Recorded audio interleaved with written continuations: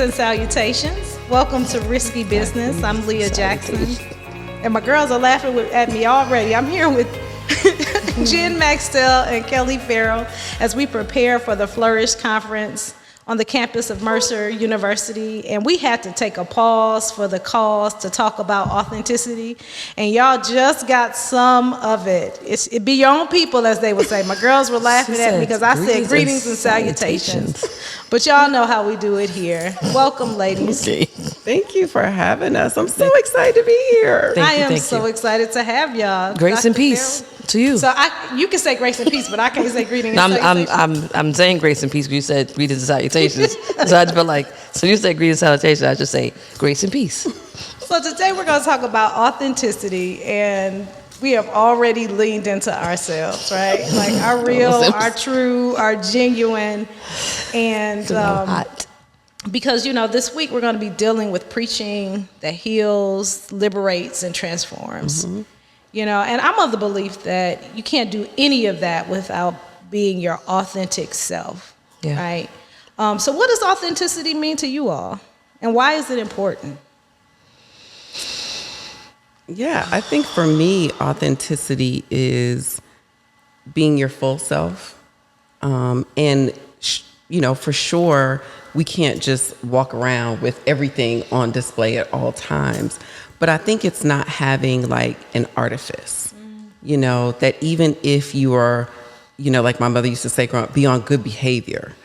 I'm myself on good behavior. I'm not another person on good behavior. And I think it's important because I think that gives us integrity.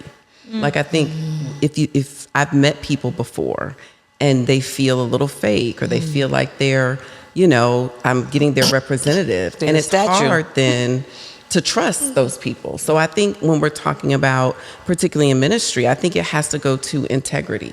And I think there are people who, you meet them, they're a little weird. They're a little weird. They're a little weird. No, it's a little socially awkward.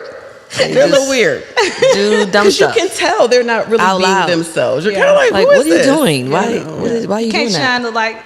You can't hold them up to the light and see through them. No. Yeah. Oh, sorry. I think for me, it's just consistency of person. You're the same, and not like version 2.0 to version 5.0 don't come out, because there's variations of a person. But your personality and the way you show up is very consistent. Like, folks know if it catch me in a bad day, I might cuss you out. Then someone come to you and say, oh, Kelly robbed the bank. Like, nah, she ain't gonna do that. Did she cuss you out though? Yeah, most people will know consistently who you are and how you show up, right? And so, and it's comfortability. I've learned that your authenticity makes other people feel comfortable, because you're comfortable with yourself. And so it begins to break down pretentiousness and again, you don't feel so socially awkward. I think everyone can be a little bit socially awkward, but some people just do weird stuff to make you look with the squinty eye, like, I don't know what's happening.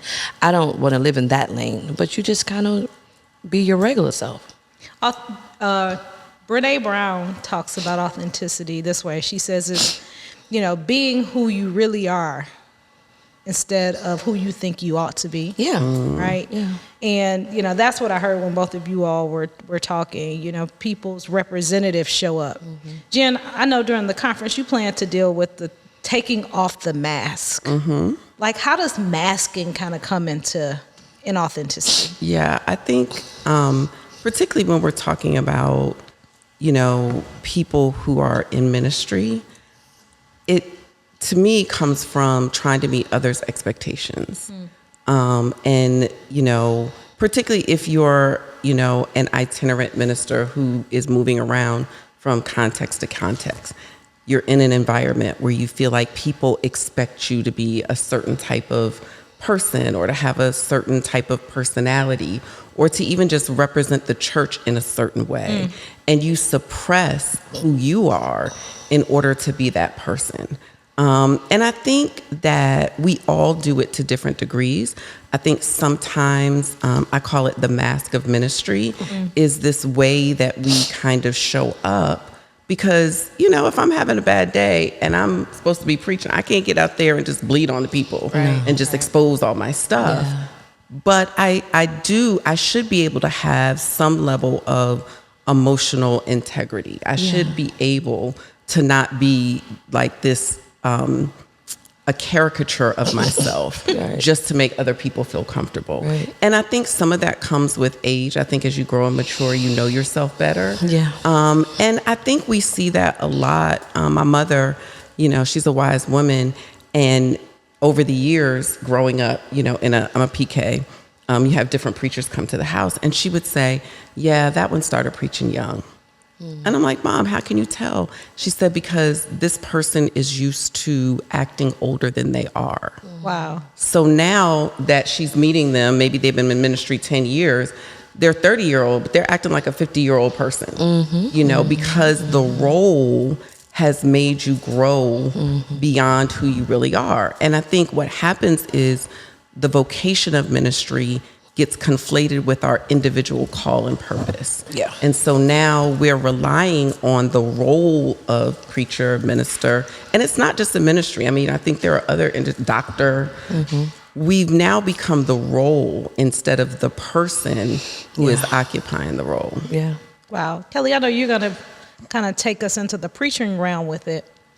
How does authenticity or inauthenticity, deciding, depending on which side of the coin you want to talk about it from, like how does that show up in preaching? I think authenticity shows up in preaching when you begin to grow and be comfortable in your own voice. So when you're studying preaching, you always study other preachers, right? And so who have done this, who hoops, who does not, who was first to do this, what their style is like. I'll reference Bishop McKenzie. So Bishop McKenzie has a very, what we consider a heavier voice, a very powerful voice, but she knows how to manage her voice in preaching because she modulates a lot, right? And she's learned that about her voice in particular.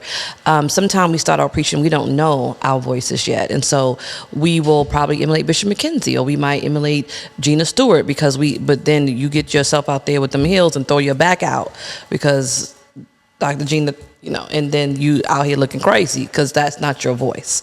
And you can't put your leg up like that with them 5-inch heels on, right? And so it's also about personality and preaching through your personality. Well, some of us are so kind of detached from who we are that when we preach, we don't preach to our authentic selves. Our person shows up, right? Or we cater to what we think people want to hear, what we think good Black preaching is. Good Black preaching is preaching through your good Black self. But you do have to be connected with self. So now these days, before I get into the methodology or the mechanics of preaching, we start talking about who you are and where you are as a person to make that connective. So it's okay if you like a Bishop McKenzie or Gina Stewart, but you also recognize your voice is in the spectrum of voices. It doesn't have to be their voice. And then you found your way in that space. And now, because there's a continuum as it relates to preaching, especially women in ministry and our unique sound of preaching and voice, right? Dr. Carolyn Knight has a very unique sound. There's some people you hear their voice and you know that who that is preaching. Similar to a Beyonce. Like we know who Beyonce is versus Taylor Swift, right? And so that's also cultivated over a couple of years. Like you don't wake up and just know what your voice is. So I grew up at Covenant Baptist Church under Clarence P. Grant, and Pastor always had social justice messages. I'm not surprised that a lot of my messages kind of have that sound. I grew up in a house of advocacy. I grew up in a space of fight. But now I add we fight and we rest, right? Because we're in a different time. But I can hear the voices of the ancestors, because now Pastor Grant is with the ancestors, right? But I can hear the voices of the ancestors, but I can also hear his influence. I can hear Calvin Butt's influence, because I came up in Harlem in a space where Wyatt T. Walker, Clarence Grant, James Forbes, and Calvin Butts were considered the big four in the churches in that area. But they were also friends, and they also were fighting in social justice, civil justice movements. And they would preach that every Sunday at their churches. And so it's not surprising that that has picked up a part of my preaching personality, but my voice sounds different. Yeah. It's funny, I had the opportunity, this is the focus of my doctoral work, and I had the opportunity to galvanize or call together a focus group of various preachers here master's and doctoral students here at McAfee, and we went through a journey of self-reflection, right? To do exactly the things that you all are talking about, starting to identify and being able to name for yourself, with our womanist selves, like for yourself, your preaching signature, right? Characteristics of your authentic voice. And so it was a time of great self-reflection because, to your point, one of the things that I discovered is if you don't know what you believe, if you don't know or have an idea of who God has shaped you to be, then you're more inclined to try on other selves and keep them on. And keep them on, right? It makes me think about, we talked about Richard Pryor, who came out, in acting and in comedy, but then when he heard Bill Cosby, he writes about it in his memoir, said, I'm going to be him. Right? And that actually drove that poor man crazy and into addiction, right? And so it is risky business imitating and emulating other people. But one of the other things that came out, we looked at our preaching ancestors and our preaching parents, and it was beautiful to watch people see the providence of God in who God connected them to, right? And for them to discover the parts, like you talked about, the influence of some of those people, but that God connects us to our mentors and our ancestors and those people to go before us because who God shaped us to be, that there was some similarity in that, right? So how did you take the meat and leave the bones from your ancestors, your preaching ancestors, even your parents, right? Those who have influenced and shaped who you are as a person, as a minister in ministry. How did you sort through, oh, you know what, we're just similar in this way, but I'm not copying them? Yeah, I think for me, part of what has been really helpful is I came into ministry late. By the time I was starting my ministry journey, I had already had several other careers. I was in my 40s. So, I knew who I was. Okay. Which meant that I think while I certainly had to hone my voice, I also knew who I wasn't. I think part of the challenge of some people, particularly as you get older and you're in preaching longer, is almost becoming a caricature of yourself. And I've certainly heard preachers who start out in their younger years with a certain cadence, a certain rhythm, a certain way of preaching, a hoop, something. But as they get older, it's harder physically. It's just not who they are anymore. And you've seen them struggling, trying to be this younger version of themselves or trying to keep doing this thing that they've outgrown.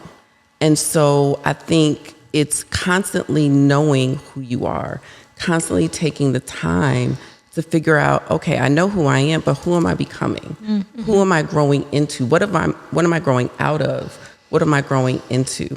And I think that's where the influences also come in. For me, I come from a preaching family, and so my father was my pastor until I was 18 and went to college. My grandfather was my other pastor because when we would visit them for the summer, that's who I heard. But surely, my uncle Parnell Mosley, who pastored here in Atlanta for a number of years, Mary Watson Stewart, who was like the first woman I ever heard preach when I was like 4 years old. She used to come. That's when, used to stay at your house. She would come and stay at our house, and they would do a 7-night revival. Yeah. I don't think I would have endured. Yeah. I love those. It was the culture at the time, but it was also the fellowship. Okay. And it was about getting to know each other, the meals together, the going shopping together. And I think that also is helpful when we talk about finding your voice, because you can only find your voice if you're using your voice, which means you have to have community that surrounds you. You have to have people that put you up when you're just starting out and you don't know your voice. You up here mimicking and just trying to say a word for the Lord. You're not sounding like anything, but it's the at-bats, it's the reps that help you to kind of land on your cadence, your rhythm, your theological framing, your way of connecting with the audience.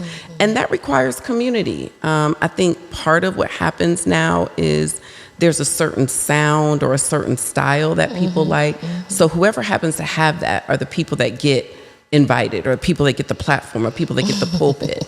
And the tragedy of that, to me, is that folks who are just starting out, or folks who have a different gifting, a different sound, a different style, they never really get the access. They never really get people who continue to give them the opportunity.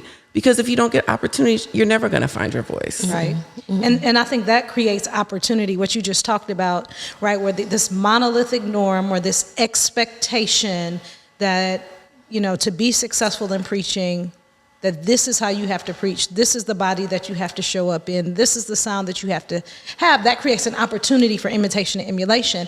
And that's exactly what Pryor did, right? He says, Cosby is the man, he's making all the money, so I'm going to be, like he literally said, Richard Cosby, right? And so, we have to resist that, right? Yeah. As people of resistance, as people who are created in the image and likeness of a God who shaped us perfectly and intentionally, we have to stand firm. And it's difficult, right? Particularly when you're young in ministry, young in preaching, to say, you know what, I'm going to try to figure out what God has for me. So Kelly, what do you have to say? What say you on this?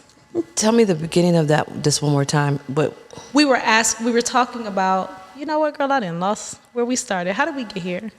How do you distinguish your voice from those who come? Yeah. Okay.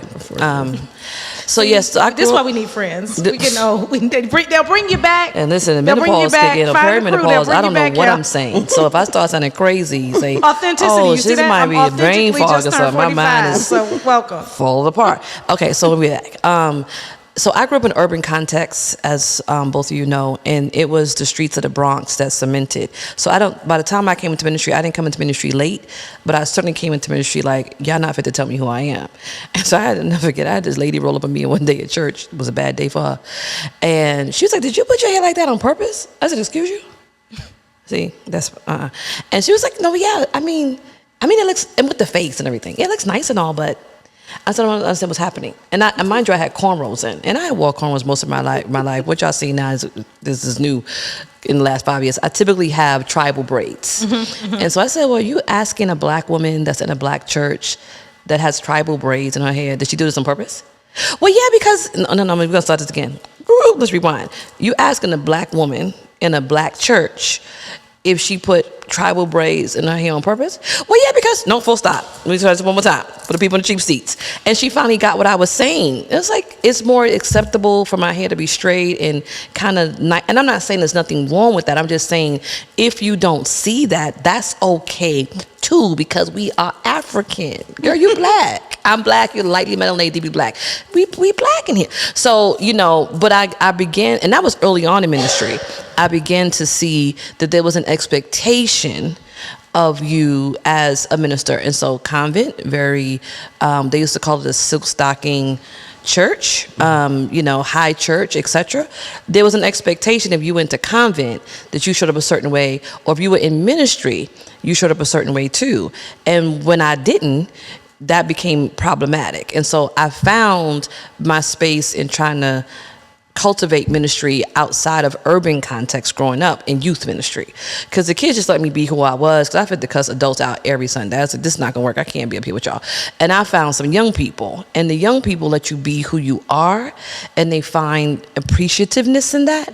And so that cemented, oh yes, because the people upstairs, we had senior church and junior church downstairs, and so they were starting to try to make me feel like I wasn't called, or I'm not doing this right.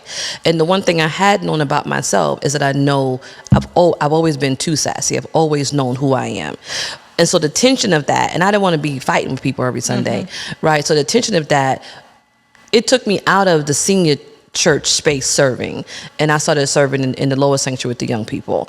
And over the years, and when they began to reaffirm me in ways they didn't know they were reaffirming me, that how you show up, how you support us, being your regular self. Because the highest compliment I ever got from a young person, oh, Reverend Kelly, you're just so regular. That's so great. Because upstairs, it was very pretentious. And they could feel the pretentiousness, right?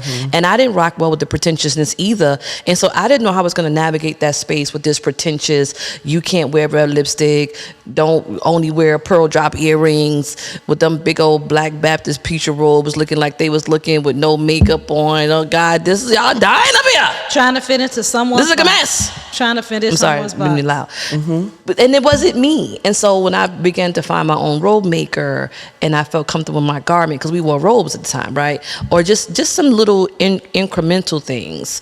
But knowing who I was when I came in, the good space, but there was a lot of tension with that because people didn't resonate with that.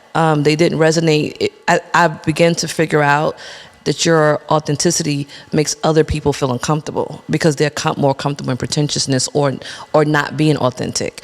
And that why you got to do that? Or why you can't just, and it was always like, why you just, what I kept hearing is like, why you just can't conform? Why you just can't do what everybody else is doing? But I already knew that I was never going to do that. So at one point I told my pastor, yeah, I can keep it then. I'm not called to ministry. That wasn't true. I just was running from the fight of it all. But that's not the case anymore. Yeah. You know, the Message translation of a popular scripture everybody loves to quote says, you know, don't become so well adjusted to the culture that you fit in without even thinking about it. Yeah. Right. And that's what, you know, inauthenticity has become just so common. And I'm glad to have good girlfriends who are not common in any way. They are the most complex, colorful. Listen, we talked in my focus group about unicorns. They're not only unicorns when it comes to their preaching, y'all, they're unicorns in the world, in life, in every facet. And I have been just so blessed to have y'all with me. Listen, folks, we're not going to hold you long. We're not going to hold you long. So as we prepare to go out, just one word of advice for somebody who's trying to find their voice from each of you. What's one practical thing that someone could do as we prepare to let them go? Yeah, I think it's find your tribe. I was going to say the same. Because I think that, you know, being who God has created you to be is courageous and bold work. Yeah. The reason why it's something we even have to talk about is because a lot of times it's just easier just to conform. Yeah. And so having that group of people when you are, because everybody has moments of insecurity or moments where you're like, am I really up for this or can I do this? And so having people that are like, yeah, girl, do it and do it with that outfit on and do it the way you do it. And we're cheering you on and we're praying for you and we're going to hold space for you. And I'm going to invite you to my church and you're going to invite me to your church. And we don't preach nowhere else but at each other's church. We don't have each other's back. Right. Because you have to have a place to show up, a place to appear. And I think a lot of times if you're in the wrong tribe or you're not in the right place, you can feel like it's you. Yeah. That there's a problem with you. So I think finding the people who are yours and doing your due diligence to create those relationships and cultivate those relationships, I think is really important. Kelly? Yeah, I'll echo Jen with finding your tribe. I had the privilege and luxury and grace to find a tribe early on. My tribe really still rocks me from 7, 8 years old to present day. Like the kids that I grew up with on the block, we are still really too freakishly close. But it's also the feeling of home that I have with them lets me know when I'm home with other people. And so, not to say that I can and don't kind of navigate when I'm not necessarily feeling that, but there's a different feeling of camaraderie or affirmation or support and correction, because they still get at me today. But that's what you did. And so you have friends, y'all might have a falling out, but your mother sent you back outside to play double dutch with them again anyway, because you're going to make up and you're going to, and there is a social growth in that as well. And so I also think that, yes, finding your tribe in that, finding people who support you, because that helps. So like I said, the young people helped affirm me, right? And so it helped me ground myself in, this is who I am. And okay, that's good. I'm not real far off. Like I'm in the right place. And be very courageous. You're going to be afraid. You're going to be afraid. You're going to be insecure. There's going to be moments of doubt. Without those things, there is no courageous act. You are not being brave. You're not being courageous if you don't feel those things as well as, right? You feel all the feelings. You hold all of your emotions in the same container. And even when it feels overwhelming for you, when you get out there and still do it, you have been brave. You have been courageous. And you have folks like, yeah, with your badass self. Like, that's dope, right? And so that's what you need. Well, they said it. We've talked about it. Now we encourage you to go forth and walk in your liberty. Walk in your freedom. Walk in your truth. Be honest with yourself and use the voice that God has given you, even if your voice shakes. We'll see you again soon. Take care.